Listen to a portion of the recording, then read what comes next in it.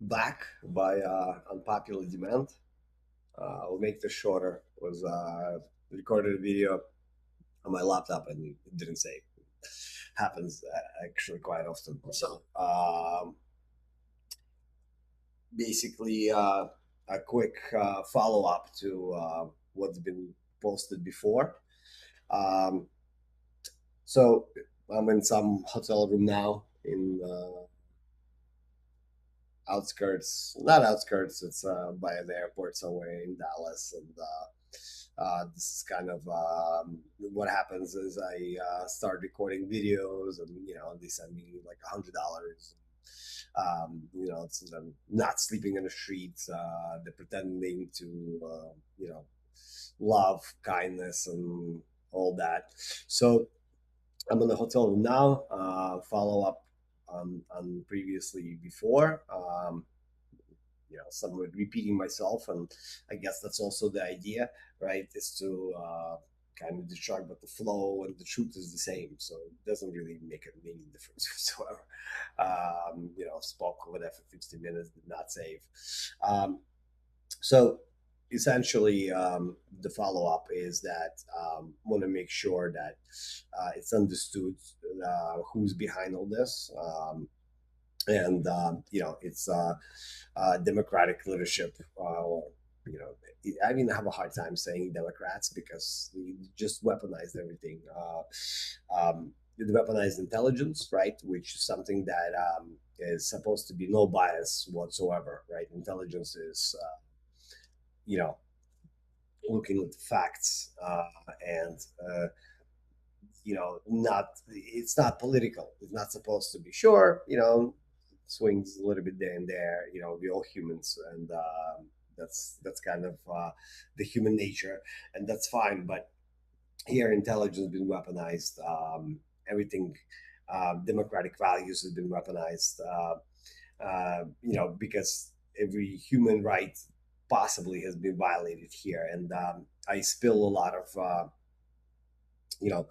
my a lot of my pain, and which produces anger, right? Anger is a secondary feeling, and pain is the main driver. I spill on people that into like this uh, it's more in the moment, because the underlying is that this is my choice to fight this, and this is my fight. So I don't blame anyone at all for um, not stepping in, because people see what kind of shit has been done to me, and they don't want to. You don't want to invite this into your home. You really don't. So uh, I don't blame anyone at all. It's like the moment thing, but at the end of the day, this is my fight, and it's my demise that was, fabricated for me. There is no other choice. All the functionalities of a human being, right? All the lives, everything that's matter to a human, everything that drives us, the family, the love, the friendships, the meaningful work, right? Ability to create, ability to speak, ability to free thinking, all the everything, that's in constitution, everything aside from that, everything that's just in the human rights. And it's not about being American or in America, it's about the humanity overall. So everything has been taken away, all those things have been killed. So I am, I'm not afraid of these people at all. If anything, it's like it's been so much fucking drama and no action. It's like, okay, whatever, like it just kind of adds up into that. Um, so, and you have democratic leadership. They weaponize, and I'm dealing with CIA and all the capabilities with no budget, and unlimited manpower. So um, and I was approached in DC. I was approached by them in Virginia, Richmond. It was I guess some of an idea was to get to know me more of um, person to person, extract some information, but also possibility of like, okay, maybe some recruitment in a sense, right?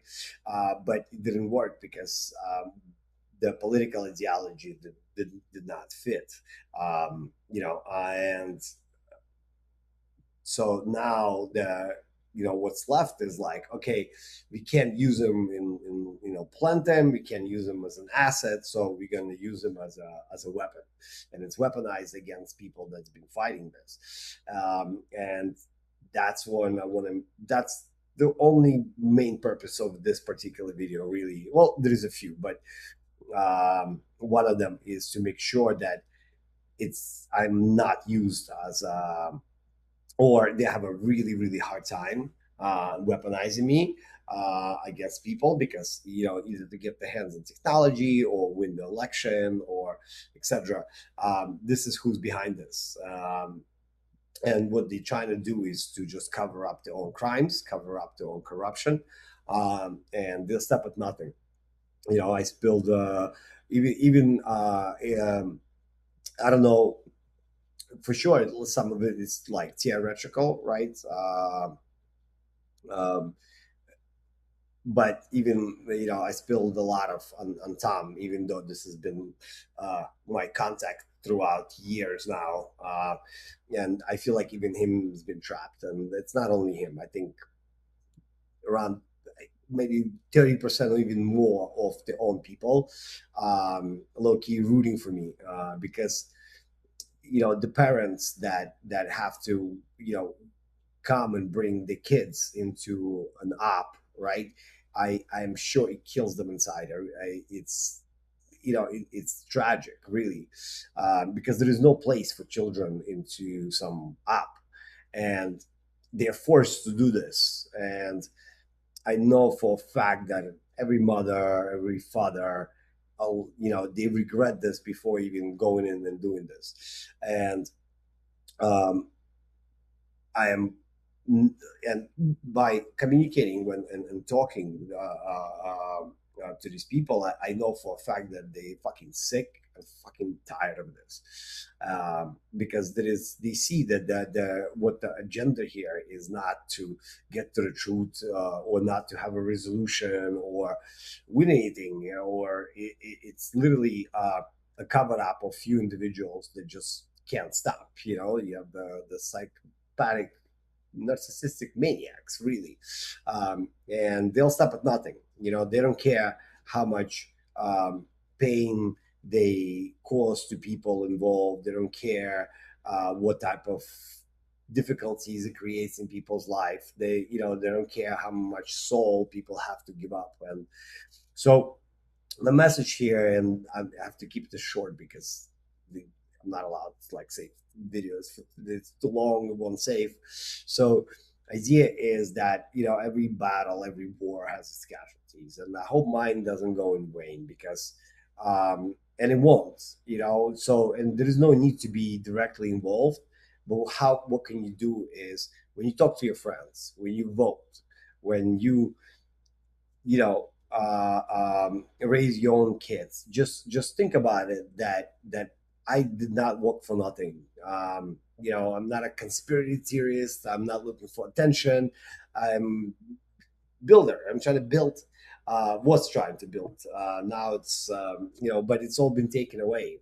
And my family is a refuge family. The democratic leadership, or it talks about the refugees and human rights and freedom of speech and no kings and all that, but they are literally a party of these few insecure people, those kings that rule with fear.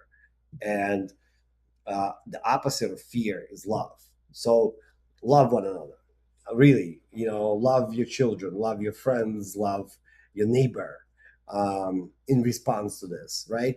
And then when you make choices about your life and your surroundings, just remember this, that I only really nothing but logic, kindness, and love and creativity that I put into this in order to try to resolve this. It wasn't allowed, pure hatred. And it's you just it's like it's it is so crazy how much effort have I put into reaching out and building and trying to uh, figure out how, and it was all no, not good. Like me writing poetry is no good. Me building is stupid.